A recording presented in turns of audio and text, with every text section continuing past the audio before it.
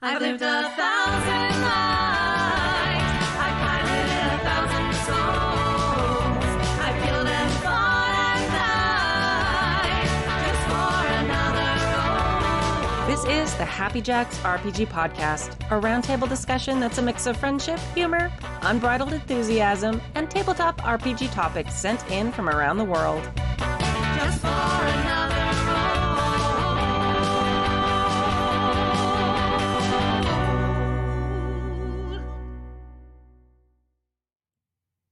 Hello!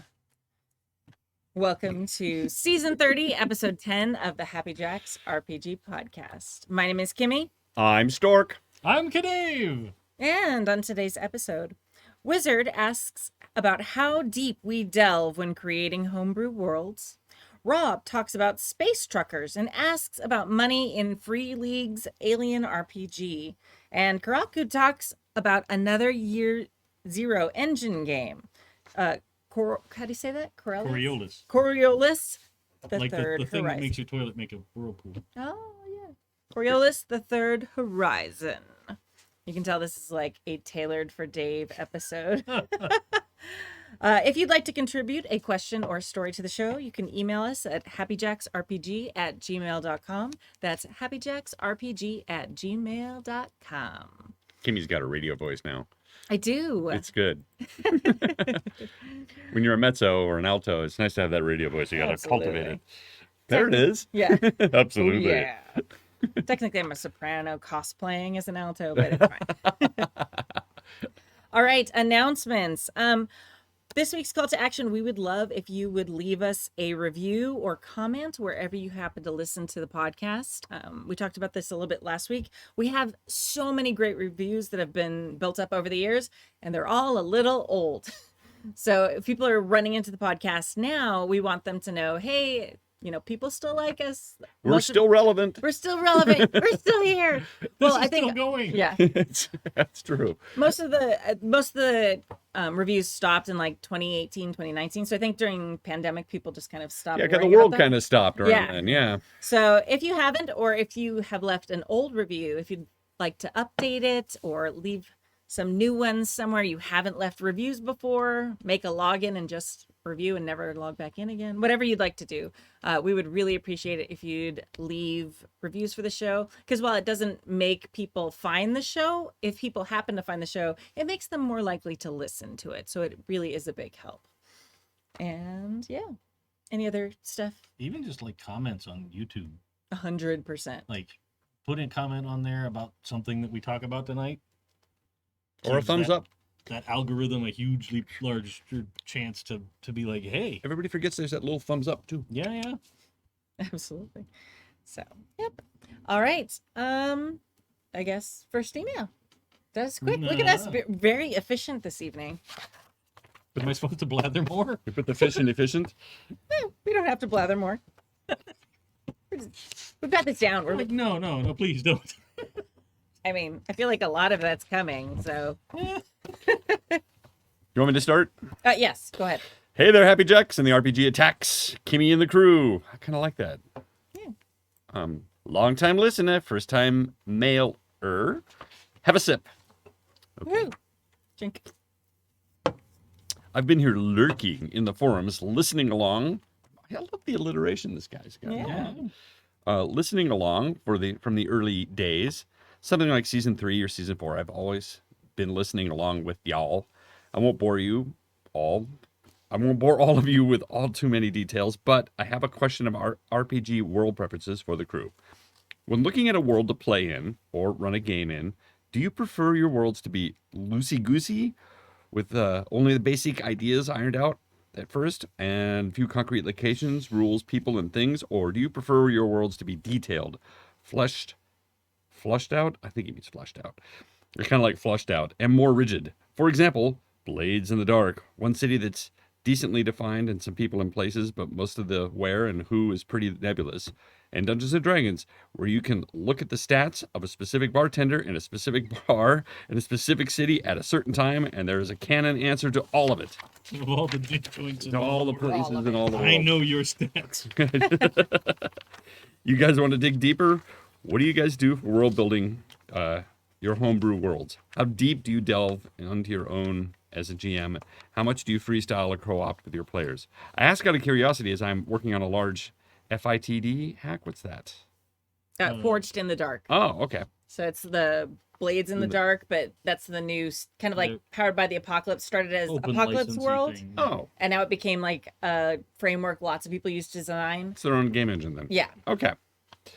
In a setting as original as the mound of tropes it is lashed together from, will let it be. I hope to hear from what you all have to say about your opinions and how hard you like your world building to be. Wizard, he, him on Discord, and one of the new mods in the chat. Yes, thanks for always being a great RPG-themed background to my teenage and early adult life. That's right. All the beer-drinking, gas-expelling, backlog-consuming chatter has been in my ears all through my formative years. PPS, keep on keeping on. PPPPPPPS. Kitty, kitty, kitty, kitty. I love world building. I love it. Like, it's a problem. It's a serious problem. I will spend more time world building, and then when I'm done with that, I don't want to run the game. I'm like, I really love it. Yeah. And I'll get into the minutia. I'll figure out how to hobble horses. Like, so when you go off and camp and what, it's a problem. It's a problem for me.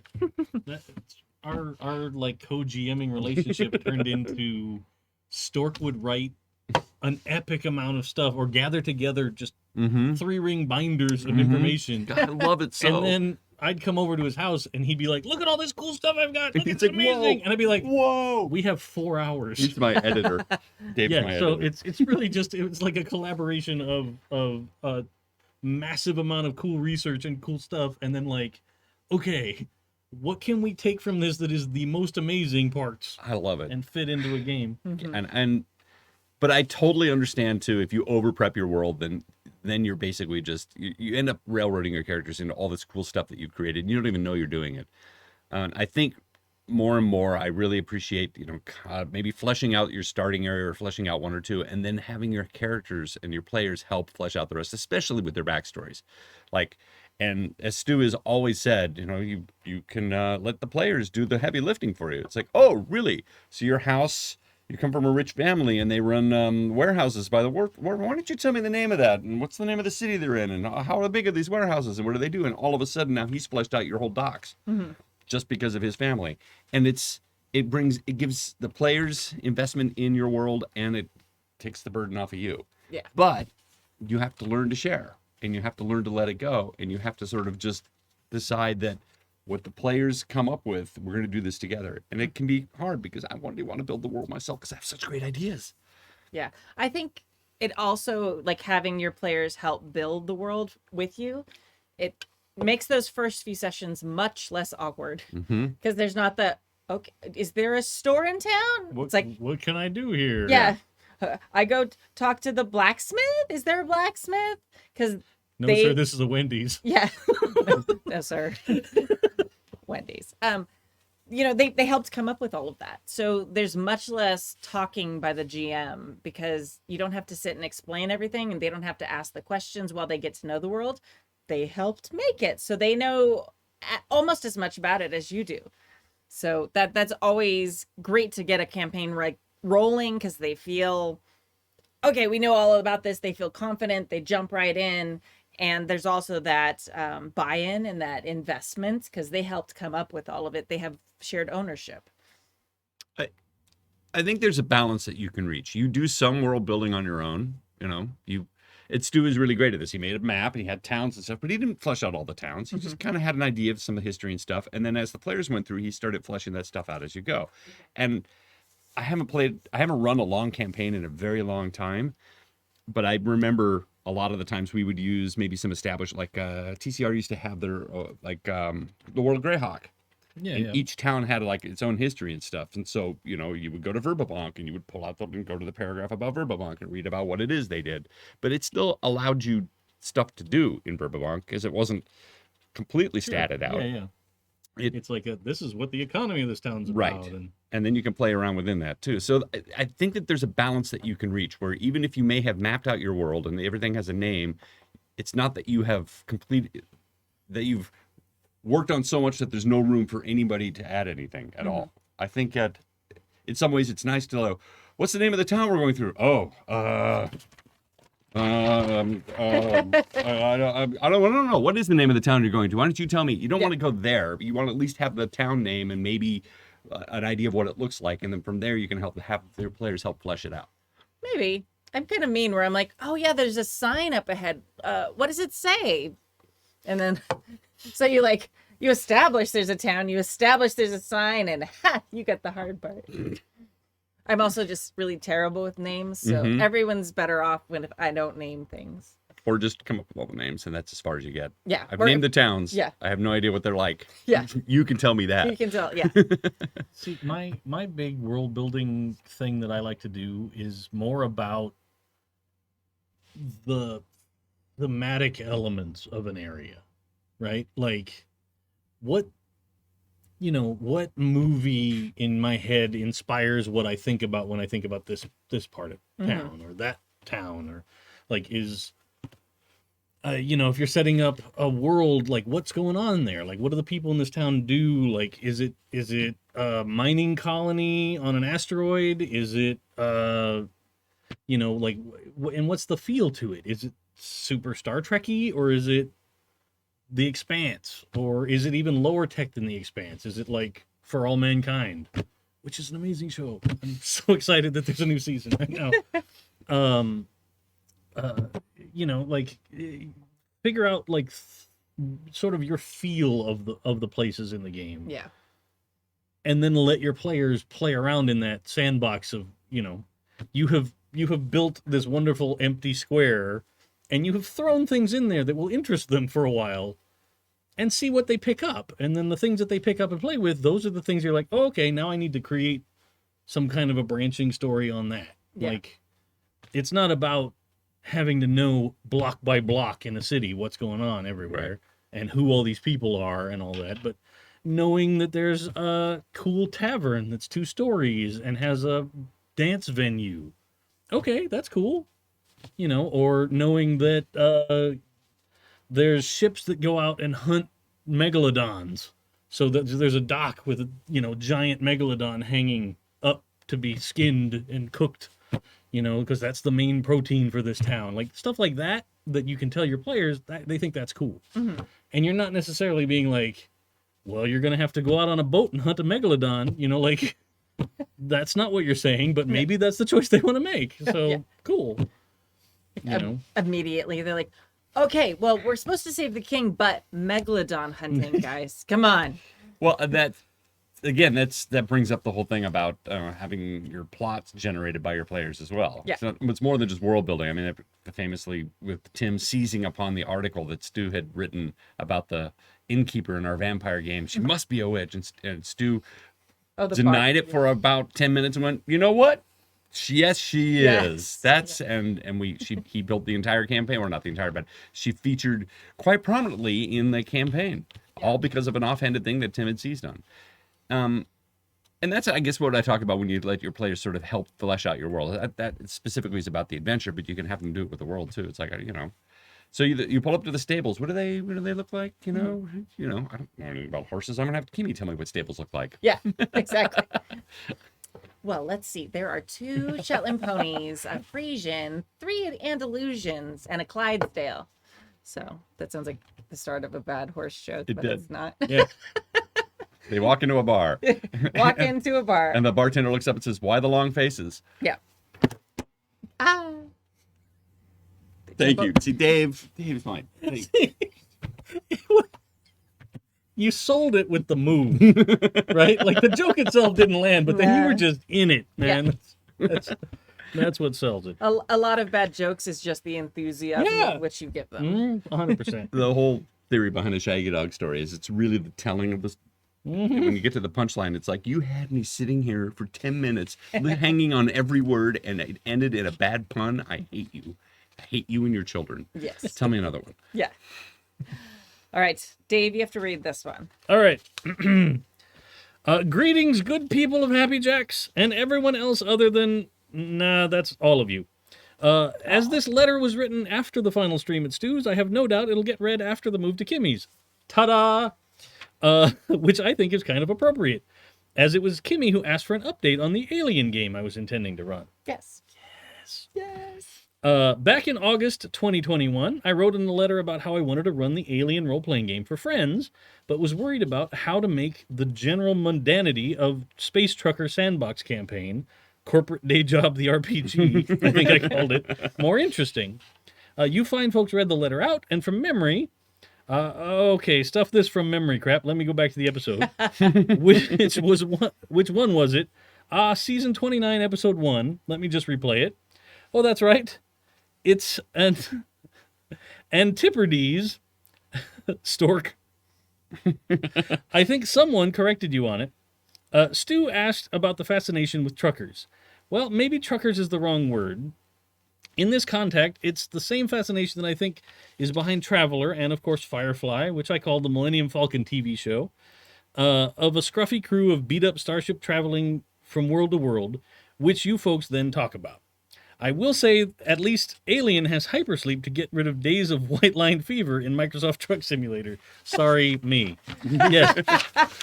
Listen, the time that I got to spend, and I'm so excited because my kids are going back to school a little bit, so I might actually have time to stream again.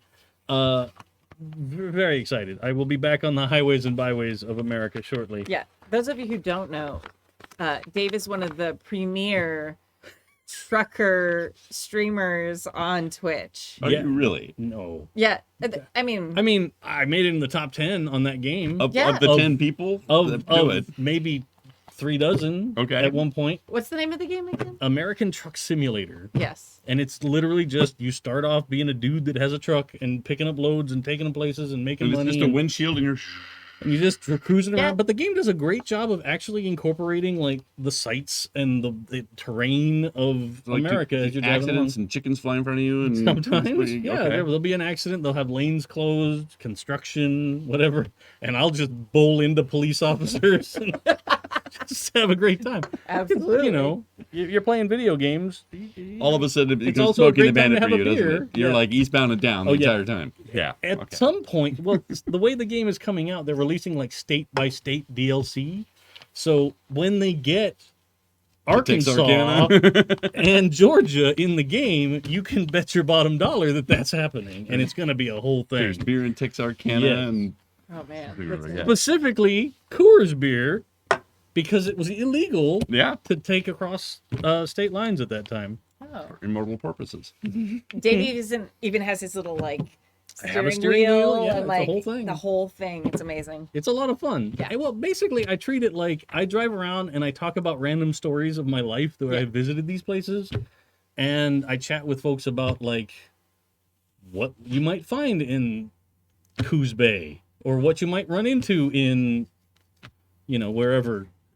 Basically, we're all the way over to like Texas, New Mexico, up kind of straight, and then we're kind of marching east with the DLC as it comes out. That's amazing. It's amazing. I had no idea. There's a whole, like, surprisingly, a huge chunk of the audience for the game are Germans. They are super into sim games. Yeah. Like, that's their jam. And this company started with, like, a Euro truck simulator, so you were driving around Europe. Someday sounds you're going to get pwned by a bunch of actual professional truckers who are going to get there Oh, on yeah. time and do it all. Well, for sure. Like, and Stu not once crash. Stu once played a game, and I probably have told this story before, but it's one of my favorites. It's he once played one of the early flight simulators, and it had the stick and the pedals and everything, and he was flying these things, and this is way back when you still had dial-up, so he'd fly his little plane up and everything, and he would just get pwned. And all these people would, like, you know, come out of nowhere and knock him out of the sky. And he started listening to their radio chatter and stuff, and he realized that these guys are all, like, ex-Top Gun guys. And they would all get together online and then like dogfight each other, and he would just get in the way. He was like pup, pup, pup, pup, pup, and they would just pwn him. And it's like he got completely owned by these professional pilots. They were pulling top secret maneuvers out of their head, you know. And he's like, ah! I just envision essentially like Snoopy and the Red Baron, kind of like here's Stu like taking off in his little biplane, and then an F-14 Tomcat about what it was flies like. by and just It's exactly what it was like. I can Yeah. just see you tootling along in your truck talking, man. Yeah. And you're like Jack Burton. And on a dark, stormy night, here we are. And, Yeah. and these guys right Yeah. by you. Okay. All right. That's what I'm excited to do sometime because they've actually opened up like you can play co-op with somebody now.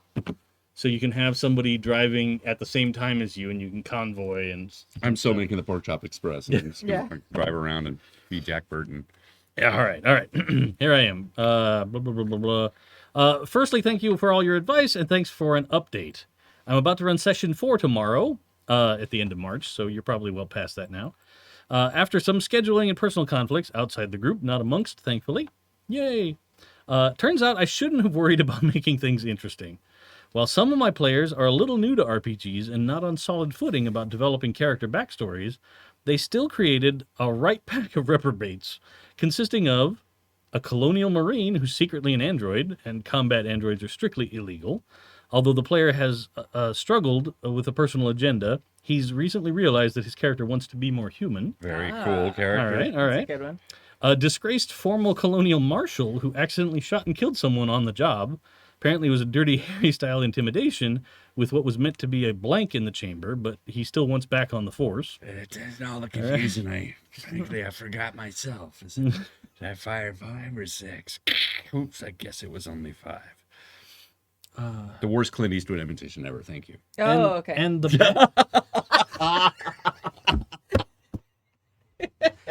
the Nice. bad guy in that scene is the guy that goes on to be Garrick on Deep Space Nine. Okay. Yeah.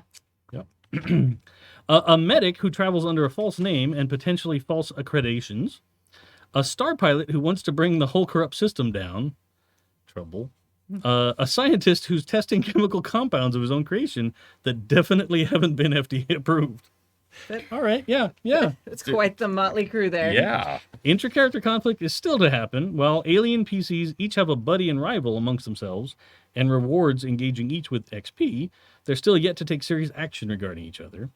Sometimes it can be hard to foster PvP is a loaded term, but intra-player conflict, because a lot of times people that get together to play RPGs just want to get along.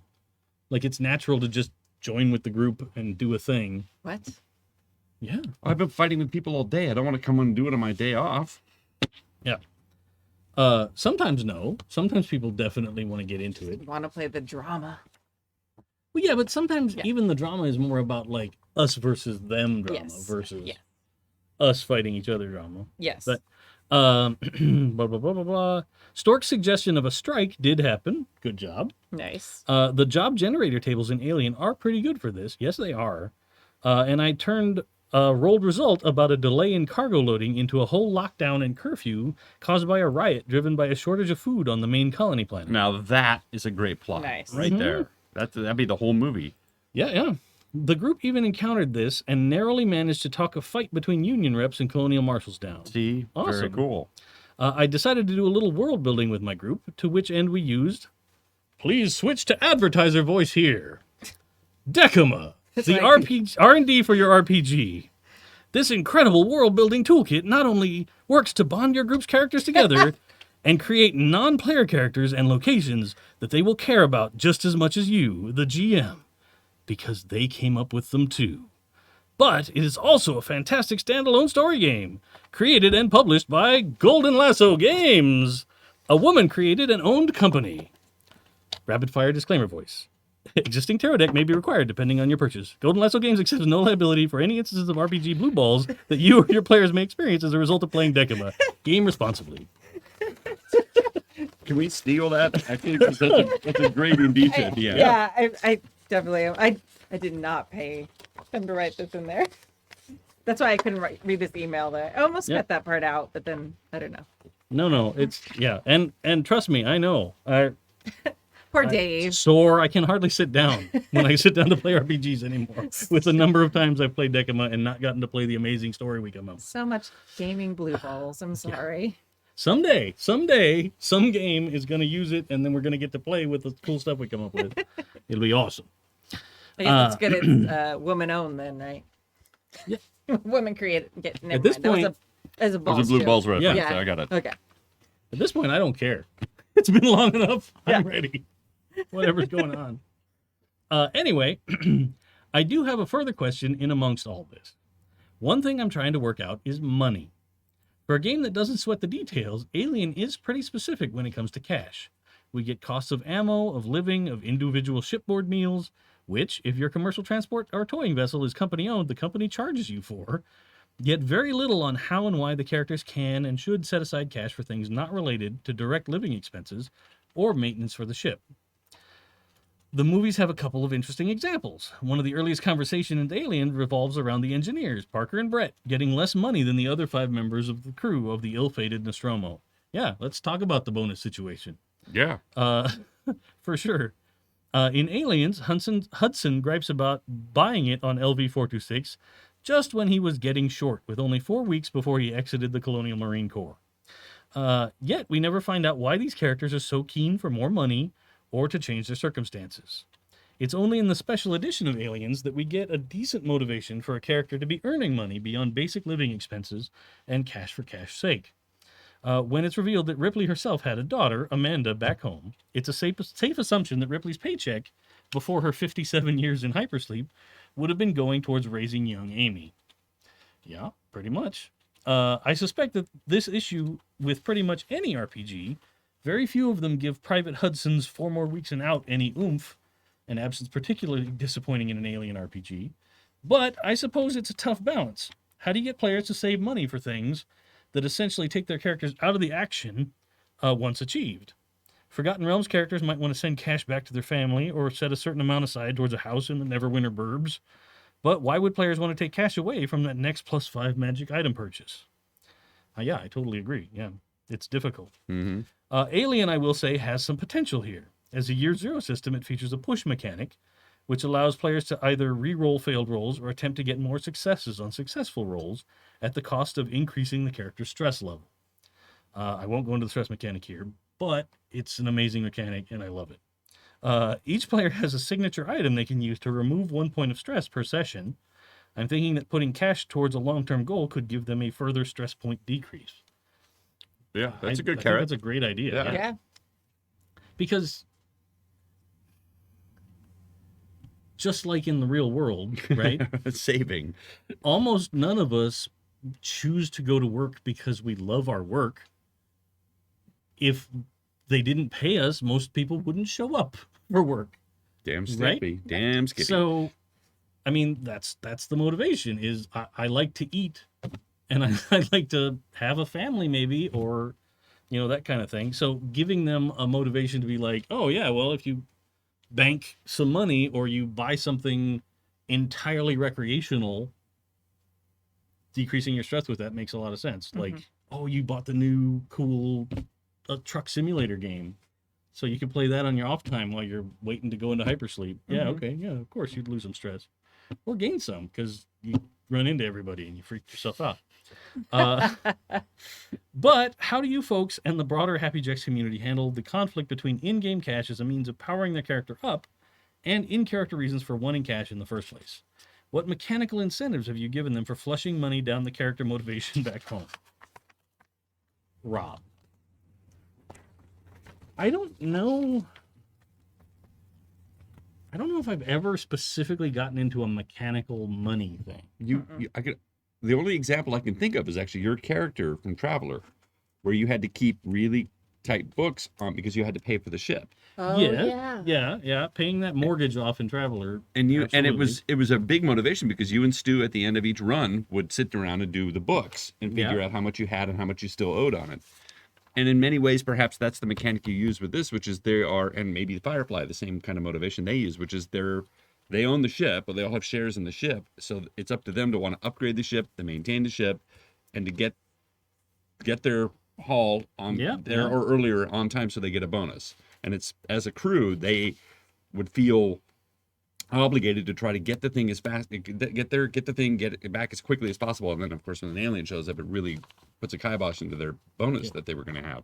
Well, as soon as an alien actually shows up in the Alien RPG, it's game over. Yeah. It's Right. It's, It's Like- like Cthulhu. And Yeah. Well, unless you're playing a game specifically more like Colonial Marines, Right. right? But if you're space truckers, yeah. it's Yeah. a rough day. Yeah.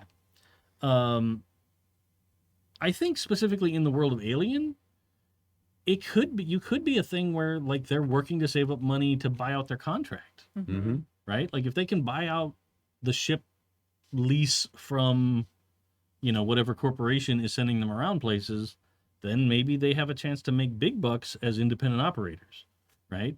Yeah. So you could dangle that in front of them, and then, have them take a session where they end up delivering a bunch of sunscreen to like the vacation world, right? And then they get to spend a week there and see how amazing it is. Beach episode. Yeah, and players will love it. And then you can give them a motivation to be like, well, we could actually afford to go there as guests. That kind of thing,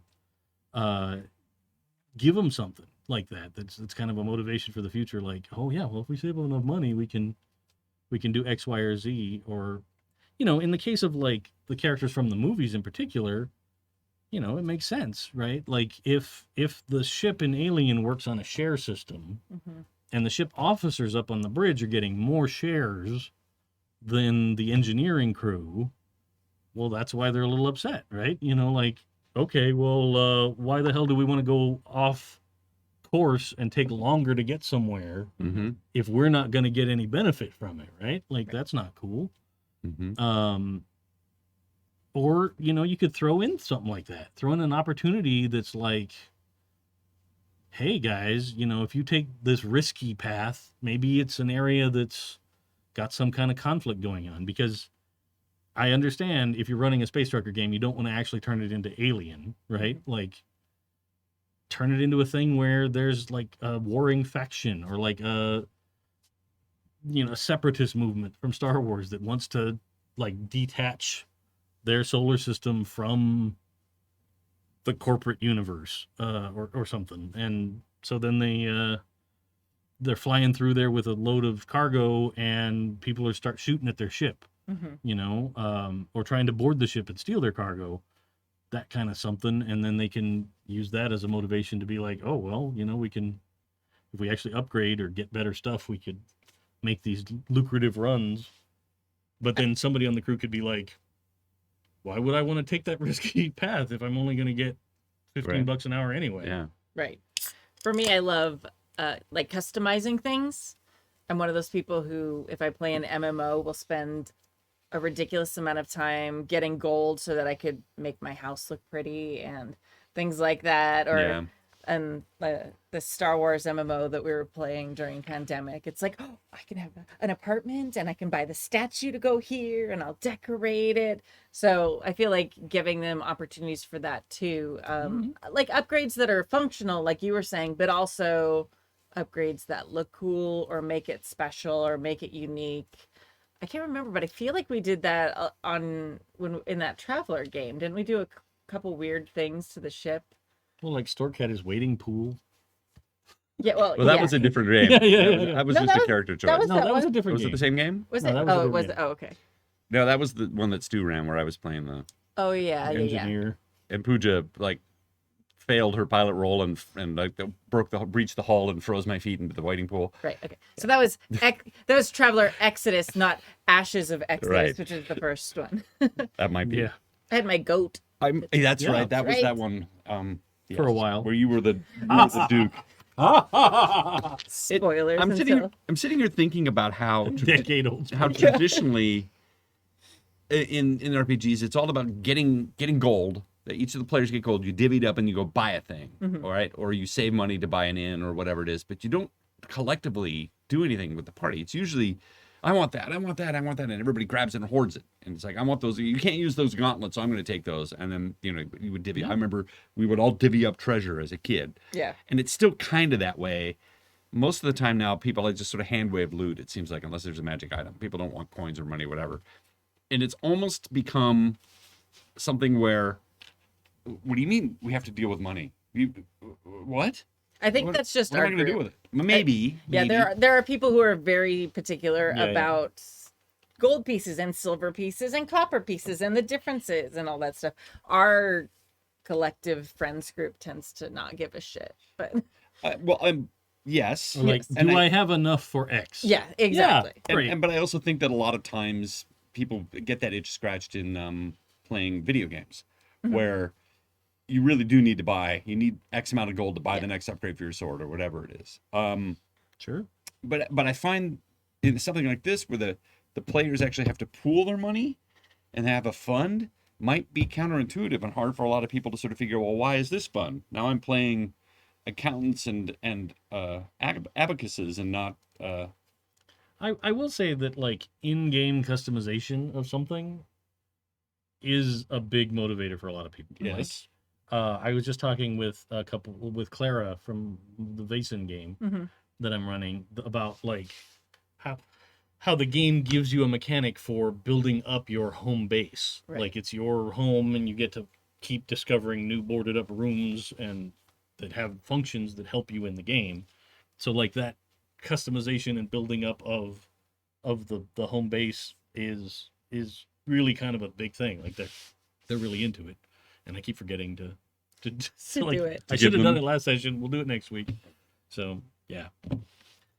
So you could do something like that. Yeah. You know, especially if they get to the point where they own their ship, then they can think about getting new engines that give them, you know, faster runs or putting, you know, weapons on it or Well, and that's another year zero engine game. So you could probably just kind of pick that up and stick it on there, make it space, and still have the mechanic work you'd have to pretty do well. a lot of because like you're not going to have like the self-flagellation room. speak for yourself. No kink shaming. We don't kink shame I here. mean, it's not really a space-themed kind of activity that makes the ship better. Like maybe it could make your personal performance better, but Okay. I'm a little behind in your Vason game. I can't say it right. But Vason. how would a self-flagellation room help? Never mind. it I'll helps you- catch it- up. It It'll be helps the fine. characters remove mental conditions Oh. because they've seen some shit and they're going there to work it out. Oh. Yeah. I mean, Alien's also terrifying. I could see, like, you Yeah. never know. Well, that was going to be my other recommendation, but you kind of touched on it already, which is look at some of the other MMO or some of the MMOs, some of the other tabletop RPGs that have a similar theme, like Traveler or isn't there a Firefly RPG? There is. Yes. And see how they solve the problems of upgrading ships and what people do with their money. And I bet you're going to find that they all have a solution to the problem that you're asking right here. And I'm not saying you completely co-opt that for the game and make a homebrew, but I'm saying it might give you ideas on what you can do. I oftentimes would read game books in completely different systems just to inform choices in the system that I'm playing. Yeah. Or even go with something like Mistaken Identity. They get to a planet and there's some kind of a criminal boss that the old captain of their ship owes a lot of money and they're the new crew and they don't know anything about that, but he's going to collect. So they got to come up with the money to pay him off or he's going to send somebody to break their knees, And you know? I mean, you could also think of it too, like they're all union. Like certainly in the Nostromo, they were working for the corporation, but each one had their own pay scale, right? So just like in Hollywood, the grips get paid a certain pay scale, the painters get paid another, the actors get paid something, and everybody has a different financial chart that they follow. But then they would still get bonuses for bringing this stuff in early, getting hazardous material, all of that stuff that would happen. But again, all that money would get deposited directly every month into their accounts without them having to get a check mailed to them because they're in space. It's not going to really happen in hypersleep. So in a lot of ways, you could be just doing imagine that stuff, pile of mail right? 40 years later. 40 years later, when you wake up, what? I love how we went from gold is too complicated to To- have a pay scale for Right. every different job Well, on the ship. I was only using it as an example of how if yeah. you're working for a corporation, each person would have a different rate going in, because that is something that's important. But I'm rather than just giving them the money and having them hold it and then they go off and buy a sword or buy a new laser weapon for themselves. Right. It's in their bank account, and they can. It's now just a number, and they can choose to pool their resources for the better good of the crew. Yeah. It's not something I've ever really been used to, because most of the time when you kill the dragon, you divvy up the hoard amongst yourselves and everybody goes on their merry way. It's not something I've had to think about where, oh yeah, I just keep getting money because I'm working for this corporation, so I have a paycheck every month. Huh. Well, what's my motivation for doing anything then? Yeah. Well, someone was asking on TikTok the other day, like, hey, how long was it when you started playing tabletop games that you actually fought a dragon? And I was like, I don't think I've ever think fought a I've dragon. ever fought a dragon. Like successfully? Or I don't think at all. oh, all right. I mean, I've been murdered by a dragon before in game. Yeah. We used to fight dragons all the time, but No. we were young and stupid. Samantha was like a party member as a dragon. Oh yeah. Oh yeah. But that was different. I fought with her, not against her. Sure. All right. Cool. Are we good with that? All right. We the last GURPS game, there was a dragon involved.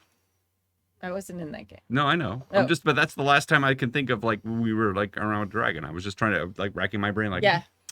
have we fought I a know dragon? I've seen a dragon recently. Yeah, exactly. One of those. Okay. All right. Mailbag number 3. Uh-huh. Hail Queen Kimmy and the crew. If you want to find out why a Q, K, and C are all alliterative and what they have to do with the colonization of England by successive foreign powers, then the History of English podcast, historyoфenglishpodcast.com, is a bloody good listen. In fact, several of the episodes provide me with inspiration in my Dragon Warriors campaign. Oh, speaking of dragons. Uh-huh. To tie back to a recent Happy Jacks episode with Stork, Dragon Warriors is another excellent re-release of an old system by Mongoose Games. Yeah, Cool. I would really love to talk to the Mongoose people about their business model. I find it fascinating, and I've never been disappointed by the quality of their games. I think that they run an amazing ship, and I just want to like know how they do what they do and why they do. I just want to know. They're really cool. They wanna seem like be your really cool friend. people. I do, and I just want to know like it's such an innovative thing for me. Is that they pick up these old games, dust them off, and make them viable. It's amazing. And they're very cool. They seem like cool people. Yeah. Super cool. The recent chat about role-playing with kids had me hearkening back to a previous episode. I remember a discussion about role-playing in education and role-playing as a developmental tool, and there arose an idea to revisit the subject with some other podcasters and experts. It'd be really cool if that came about, like the Women in Gaming episode did.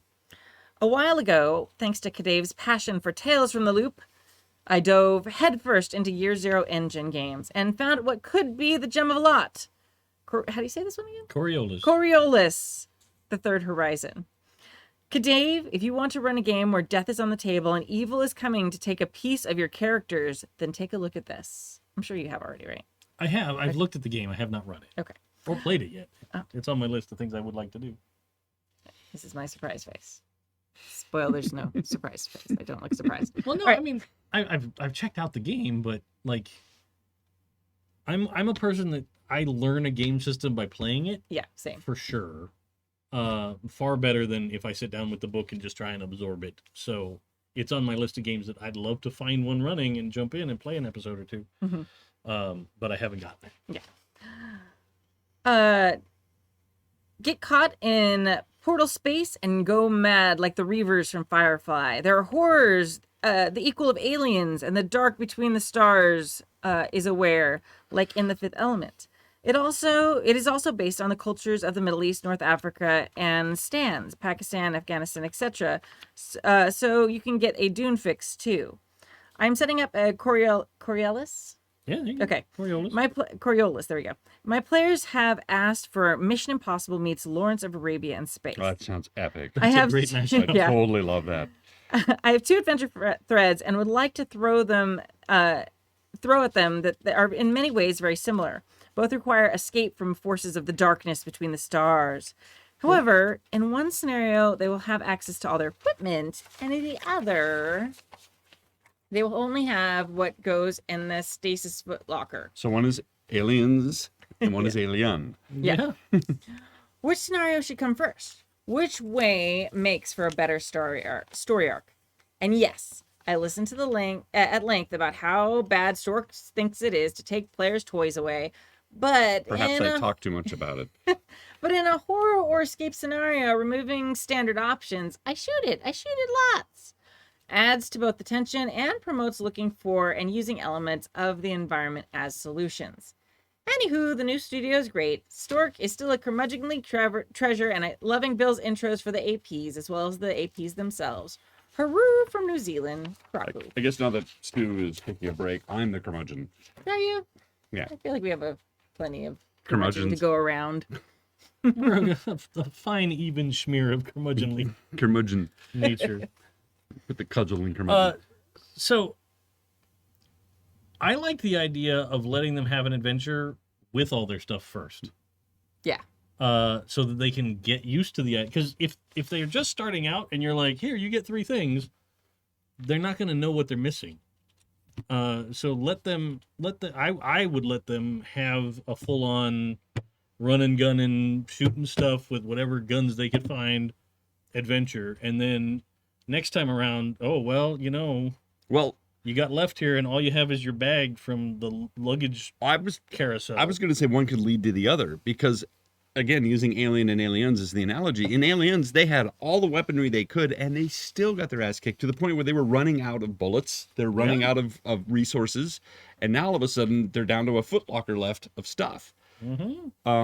So you could do both. As as the first one when they show up with everything and they just attrition happens, the ships get wrecked. Again, you could use Aliens as the blueprint, and then now the enemy forces are down and you're down, but now you're left with just a handful of things, and you have to use cunning and predator traps to make it to succeed now. Yeah. Maybe I think there's also like an argument for flipping that and doing it the other way around. I think Alien and Aliens is a good example, depending on how many of the enemies there are. Like Alien is like a horror setup, and there's one alien, and you're just like, oh shit, they all got wrecked by one.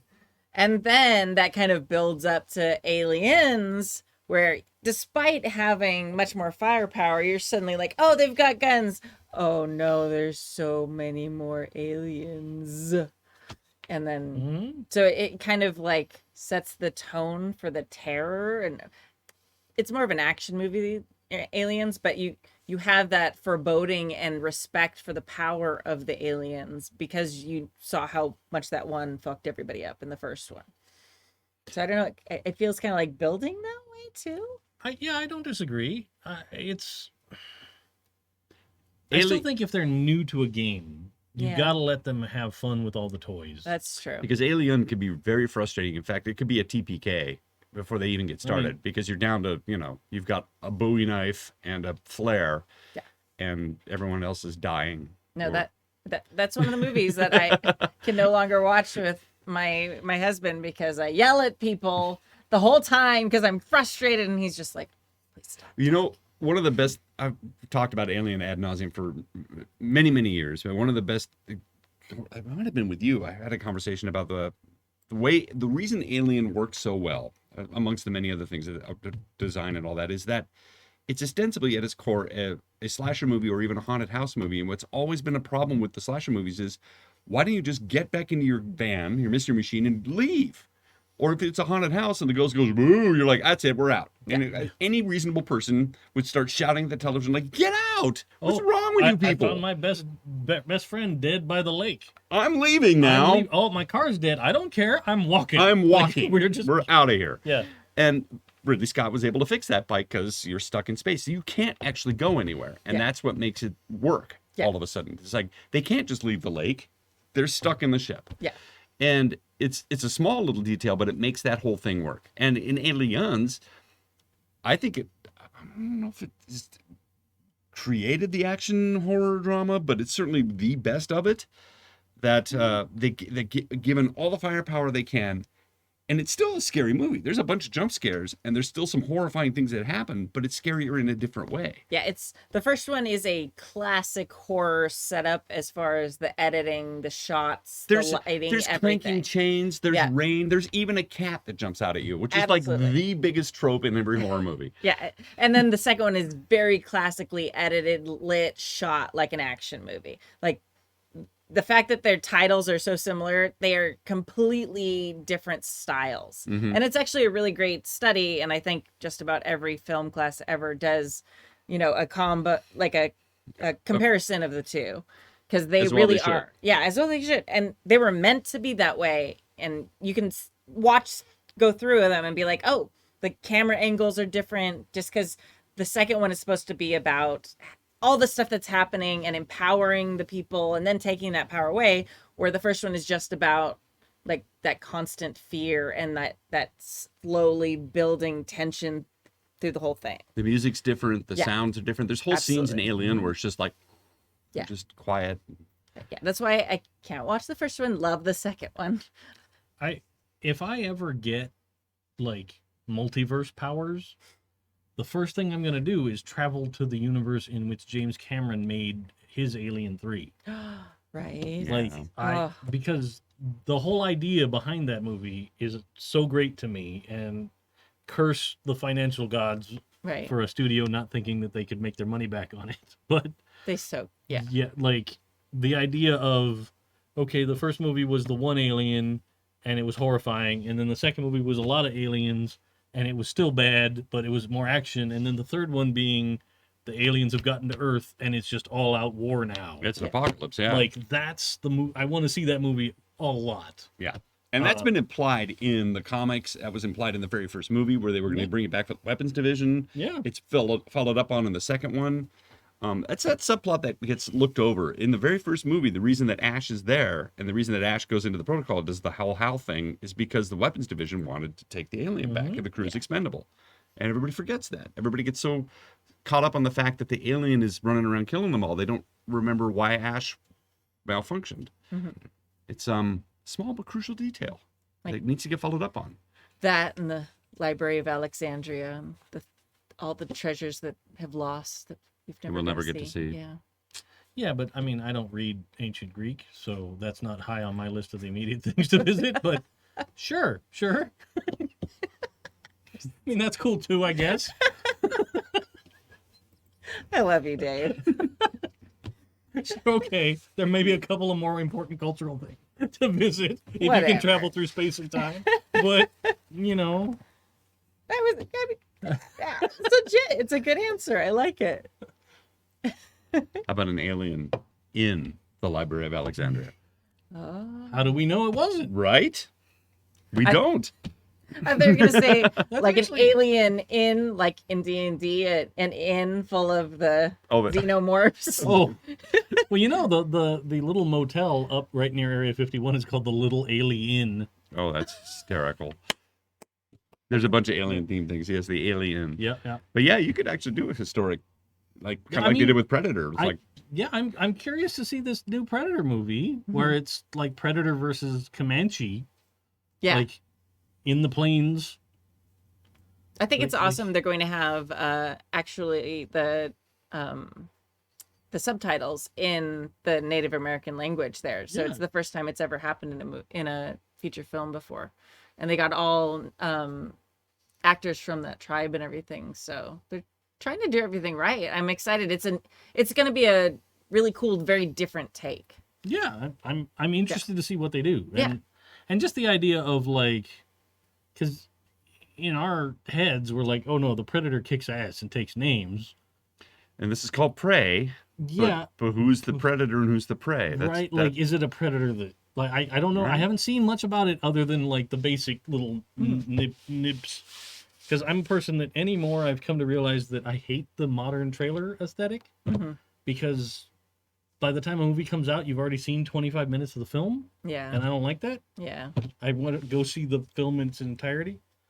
You know, take me back to the things are gonna happen in space. Come see this movie in December. Star Wars. Yeah. Fast cut. Yeah, So I'll still usually watch like the first teaser trailer for something, yeah. because that's usually like, okay, here's a minute and a half, a couple of interesting things pop up on the screen, and I can ponder them, and it's a little amuse-bouche for me to think about before I get to see the movie in a year and a half anymore. The trailers come out so early, Yeah. but They've gotten to the point now where they make almost fake trailers. They put in completely different things or edit it together so that it looks like something else is going on because they still want to preserve it for you, but they want to show you something. well, that So it's gotten to the point now where the trailers are now actually lying to us. They're not Well- actually trailers for the movie you're going to see. A lot of time that's because they're coming out so early Yeah. that they actually change the movie. They're not trying to fake you out with the trailer. Sometimes they are. But Sometimes, but most of the time it's like things they actually intend to be in the movie, and then things get changed by the time. They did that with the No Way Home with Spider-Man. There's a bunch of scenes in there that got cut from the final film that weren't originally going to be cut, but also famously Rogue One. yeah. Rogue One has a whole scene in the trailer that never Yeah. actually occurs in the movie. Oh, I know. Yeah. I was waiting And for I'm that just scene. like, what happened to that? what? I didn't see that. I thought it was looking Huh. cool, man. Yeah. Like, that kind of stuff, for sure. Yeah. Where Sam does like a lot of the ads and stuff for all those movies. So by the time the movie actually comes out, he's seen like 40 minutes of footage. Yeah, and yeah, it just kills you. Yeah, You're he's like, wanna- I accidentally did that to myself with the first Guardians of the Galaxy because Oh. they had a Guardians of the Galaxy preview event thing at Disneyland in the old like Captain EO theater, right? And my kids are like, "Yeah, let's go check it out." And because it was a hot day, and I was like, "Oh yeah, an inside theater, sure, let's go do that." And we get in there, and they show us like the whole opening of the movie. Oh. Like that whole Where scene he on the steals planet where it he and steals the everything, yeah. thing, that whole opening sequence, Oh. just cut. Here's 25 minutes of the movie. Watch it.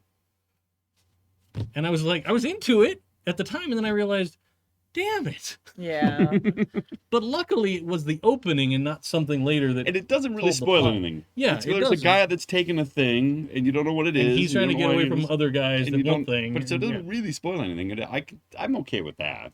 I mean, It still drove me a little batty because then I went and had to watch those 25 minutes again in a couple of weeks when the movie came out, and I was like, oh, I already saw this part. it's replayability, man. They should have definitely give a heads up or something, a spoiler sign or something.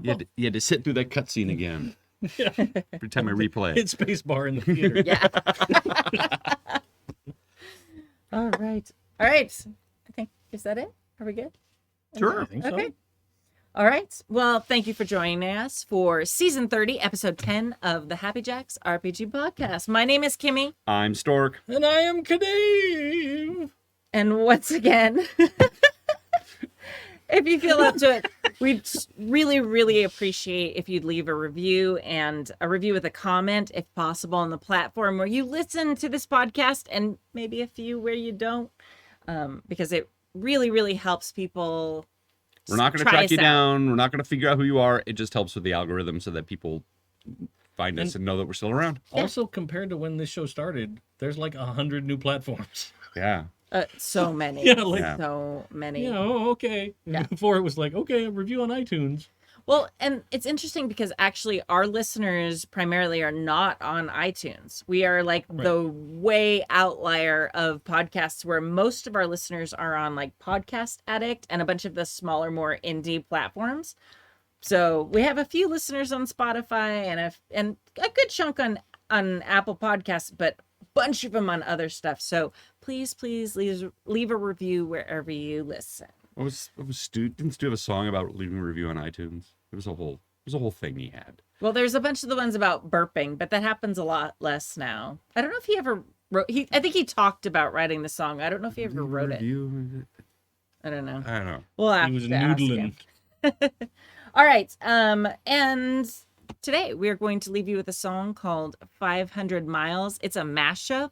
So hang in there. There's like a very emotional kind of slow start, and then it like kicks in like a little bit into the song. And it's by this amazing group called the Merry Wives of Windsor. And wow. Wow. All right. We will see you all again next week. Thank you so much. Bye. Bye. If you miss the train I'm on, you will know that I am gone. You can hear the whistle blow 100 miles.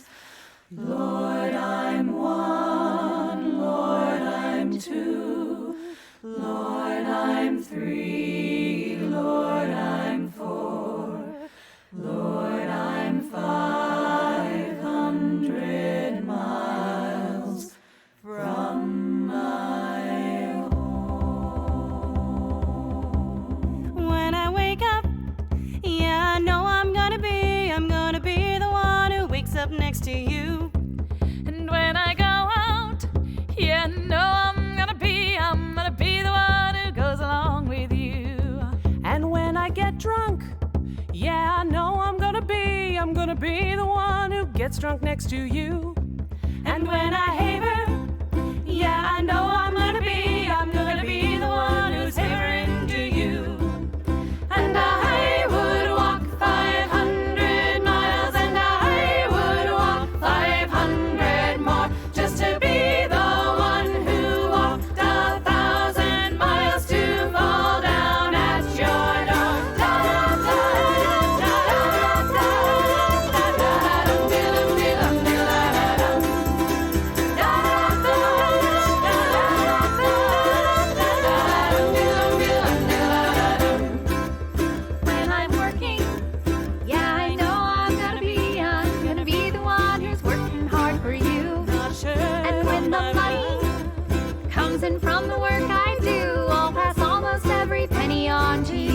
got a penny When I time.